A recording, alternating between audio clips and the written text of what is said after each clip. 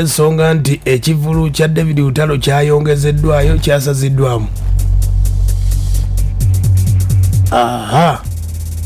Amawulire nno gatandise olunaku lwajja akawungeezi nga ngalaba wano naye nga sinnagategeera bulungi nga bagamba ekivulu bakisazizaamu. Kati nno management ya The Hayers Music Farm Limited baweereza ekiwandiiko eri abantu bonna nga bategeeza nti ekivulu kye bayita babongoote kibadde kirina okubawo nga 27 ku lw'omukaaga luno ku Sena Hotel kisobodde okuba ate nga kyongezeddwayo olw'ensonga nti enteekateeka ya NAM G77 China 30th Summit ekyagenda mu maaso mu ggwanga. Bagamba nti bafunye okutegeezebwako nti abakulu abadelegates abazze okwetaba mu nkuŋŋaana ezo bakyakozesa woteeri ezo era ba organizer basobodde okuba ate nga beetondedde nnyo abantu bonna. Bannaffe bano bategeeza nti bongezayo paka nga 8 November era ku Sena Hotel beetondedde ba sponsor abawagizi ba patana na bonna bebakoseddwa mu nteekateeka eno. Kyekyo nno ekiwandiiko okuvaako mu management ya David Lutalo. Oba naamu olukuŋŋaana lwa naamu lwawedde kuba ndaba naamu yawedde G77 yawedde naye enteekateeka eno ebadde etya. Ekivulu kino kibadde mu nteekateeka nti David Lutalo abadde alina ekivulu ku lw'omukaaga, Fikfa Mike ayina ku lw'okutaano. Wabaddewo okusika omuguwa, abawagizi babadde bangi nnyo nga boogera David Lutalo yalina ekivulu mu mwezi ogw'Okuminaogumu naye n'abategeeza nti eno ebizinensi ye nekyalina okuba ate ng'akola. Kati embeera nga bweri bw'oba obazeebazeemu bannaffe aba Serena bo bwe babategeezezza bwe bati kuba nkakasa Serena eri mu 5-star hotels, hoteli ezisinga amaanyi mu nsi yonna. Babeera bamanyi program nti eno olukuŋŋaana lwa NAM bamanya mwaka mulamba kuba NAM ndowooza twamanya myaka ng'ebiri myaka n'omanya nti program egenda kutambula etya. Hotel wagenda kubeerawo abagenyi bwe bati ne bwe bati ababuukinga ekivulu tebagenda kuwogganyiza bantu. Kati wabanga David Lutalo eno gyabadde alina okuba ate ng'ategekera lwaki ekivulu tebakitadde gwakubiri oba gwakusatu nga abakulu bagenze bakyongezaayo November. Ebyo byonna bibuuzo. David Lutalo management ye bannaffe bano gyadde alina okutegekera lwaki tabaloopye olw'ensonga abakulu babeera bamanyi enteekateeka eno abagenyi obayina obanga bamuliyira. Kati embeera eyo naye bweri ekivulu kyo kyasaziddwamu era abawagizi bafaani bonna enteekateeka ebadde VIP treatment ebadde ekivulu kibadde kya mitwalo 15. Obulango bwadde bugenda mu maaso, press conference abadde azikoledde ddala. Badde nsuubira ekivulu kino baliyongezaayo wakiri bagamba nti February mu gwokubiri oba ogwokusatu naye ogwo November gwa 11 nga 8 2024.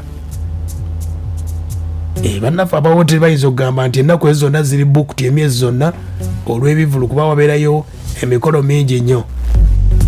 Oba yali tututte ku Sheraton oba ku Africana ne anyway enteekateeka yeeyo bwesobodde okuba ate nga bategeeza David Lutalo babongoote concert eyongozeddwayo olw'ensonga ezo. Omukulu Fikfa Mike ali mu ssanyu jereere. Omusajja yadde amutaddeko akazito naye enteekateeka zonna tickets bategeezezza nti tickets zino zibadde zitundibwa. Ndowooza mujjukira nga David Lutalo ategeeza zigenze Katale officially kiddamu eri ab'amawulire n'abantu bonna abatulaba. It is official today. Kiri official ticket zigenze Katale era nkulayirira we tuviira wano zigenda kuba mu ebyo ebifo byonna bye twogeddeko Papa's Sport, Jude Color Solutions ne ku Serena nga weziri.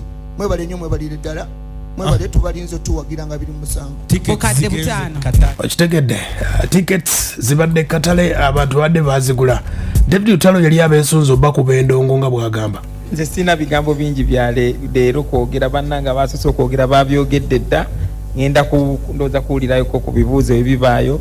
Nze neekakasa kimu nti endongo ya kuvuga. Zafa, thank you so much mu ngeri enjawulo.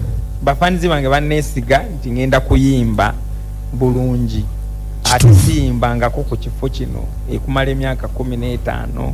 Kitegedde ekivulu kiri cancelled paka nga 8 November mukama nga tusizaawo oboolyawo.